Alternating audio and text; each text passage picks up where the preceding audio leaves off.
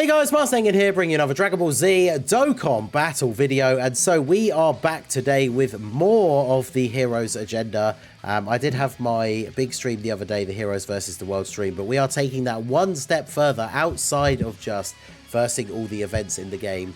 And the Heroes versus the World tour is now extending to Heroes versus Dokkan YouTube. So I am going to be, in the next few days, the next week or so, going to be going up against a whole bunch of other Dokkan YouTubers in Heroes races. We're going to do a whole bunch of different themed ones with different types of teams, different types of events, all that good stuff. So make sure you keep an eye out for all of those coming up. But we are starting off right here with the very first one. Against a very special guest. You can already see him on the screen already. So shout out to my boy Raudo. How is it going, my dude? Oh, I need to be pinched. I need to wake up because I'm dreaming, man. excited to be a part of the Ningen family over here. Lobster Squad. Always. Yeah, so my boy has been a long time friend and supporter of the channel. Make sure you go and check him out, show him some love. This is part 2 of our collaboration race, where we are using a full Heroes Super Saiyan 4 team. We're going to be going up against the Shadow Dragon stage. We went up against Frieza in part 1, and that is over on Raudo's channel. So make sure before you watch this one, because we might mention some of the events of part 1, who knows. So before you get started on this one, the link to part 1 is down below in the description over on his channel. So go check that out, show him some love, drop a sub and a like on his channel, leave a comment for the Heroes agenda that you came over from the Ningen Club, and then yeah, come back here and we are going to get started here in a moment. So I don't know if you've made any changes to your team from the previous one. I made a substitution based on the events of the part 1, so I am all ready to go if you are. Yeah, there were some funny businesses on part 1 over there, but I hold the faith on the person who may have or may have not sold. So okay. I am ready to go as well. All right, well, then without further ado, let's get part 2 started off here. So we are going to jump in the full Super Saiyan 4 Heroes versus the Shadow Dragons. I thought it was kind of appropriate, right? Because it's like Super Saiyan 4 versus Shadow Dragons GT. So we will jump in here in 3, 2, 1, go. Okay, so let's see. Do I get a good rotation? I think I got an okay rotation this time. The worst is when you don't get Limit Breaker Vegito on turn 1. So. Oh yeah, that can be pretty bad. I actually did get him on slot 1. Nice. I guess the awkward thing is if you get like both of them on turn 1, because then you have to float one of them off. Yeah, be kind of awkward. Yeah. One of the best units in here and being pushed over there. Yeah. Look at this dude. Limit Breaker Vegito, slot 1 super first attack from a tech enemy. He takes double-digit damage. That was my mistake. I should have actually done that. I thought of getting the counter from Xeno physical Super Saiyan 4 Vegito, but he didn't do it. Did he counter or did he not super? No, he did not counter. Oh. So we took 140k, but that's not too bad, I suppose. Yeah, oh, that is not that horrible. I didn't play that key well there for Gohan. But... The bomb drop by 13 million attack stat by Limit Breaker Vegito. We'd love to see it. Yep, it is just great watching Vegito cook. So yeah, Vegito. So where do you sit on the... we obviously had the discussion. We talked about it on the podcast, the recent episode of the Slot 1 Super podcast with me, Minato, and Dokkan Assets. We talked about it a little bit there. I know people have been talking about it on Twitter. I know Minato made his own tier list. I don't know if you've done one. I've not done one yet. I might do one soon. But so where do you sit on Limit Breaker Super Saiyan 4 Vegito in terms of where he ranks among like the best TURs? Is he the best? Is he second, 3, 4, 5? Like, what do you think? Man, I haven't done my tier list either. I think this is would be a great spot to debut like a tier list for these units. Vegito, man, for me, I feel like he's top 1.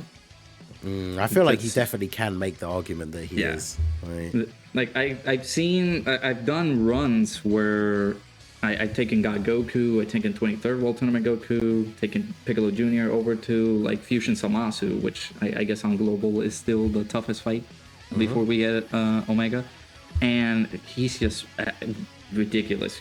I haven't used the limit breakers onto Samasu yet, but I've seen clips of actually just dominating that fight, and I don't think there's a lot of argument and a lot of discussion over there on good old Twitter, where people can say, nah, he's not gonna be that great, he's too restricted. It's like, do you see him dropping bombs like this? Like yeah, it's one of the things we were joking about, like on the podcast. It's like, if a unit is restricted to being on a certain team, but that team is one of the best teams in the game, it's like, is that really a bad thing? Like, exactly. It's like, you see now that a lot of people, like, shouts to our Dokkan meme train, I guess Vector on Twitter. He was saying, oh, I'm not gonna summon for Limit Breaker Super Saiyan 4 Vegeta. There's no way, because I love Super Trunks. It's like, no. And then he still decided to summon because of how the Heroes units were incredibly good. Oh yeah, like once you see how good Limit Breaker Vegito is, I feel like you can't not summon, right? Yeah, no, like, you can't pass him up. I was genuinely surprised, because I wasn't, normally I don't do them for the Heroes units, but I think because people had a lot of interest this year and they really wanted to know like how good they would be.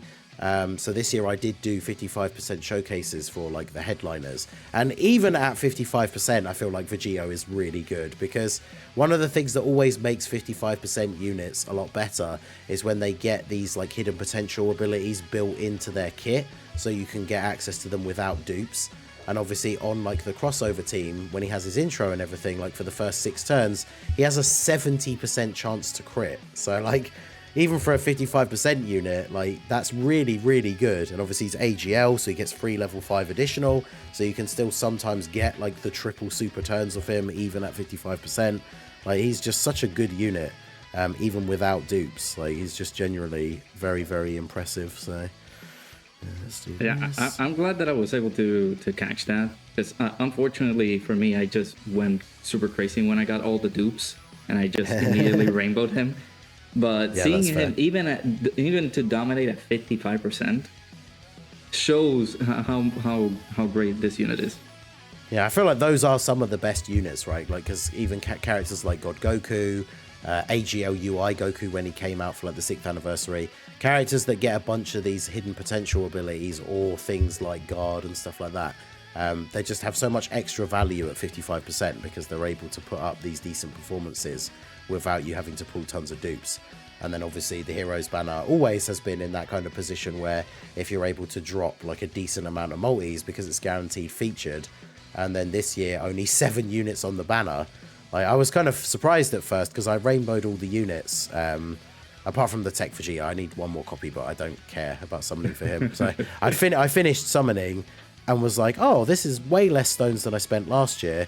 And it's like, well, yeah, because there's 3 less units on the banner, so much easier to get everything you're after. So exactly. I was also thinking about the free-to-play players as well. If they just don't have a lot of stones, because I think we're just coming off the Super Saiyan 4 Goku banner, and a lot of people were thinking maybe not to summon or maybe to summon for heroes.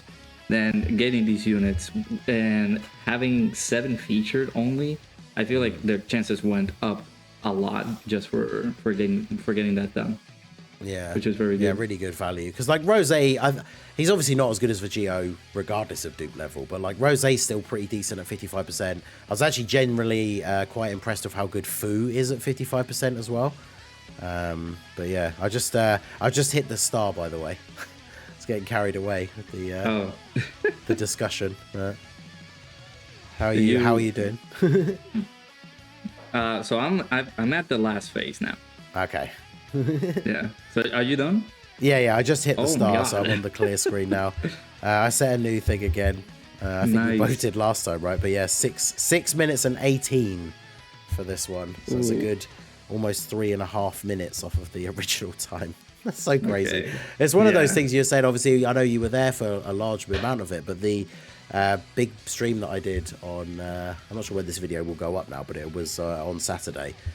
we were going through all these old events, like all the old red zones and all that kind of stuff with the Heroes team. And it's just like every single one is just setting like new records that are like half the time and stuff, because this team just tears through everything. So it's such a difference from last year to this year, just seeing all of that.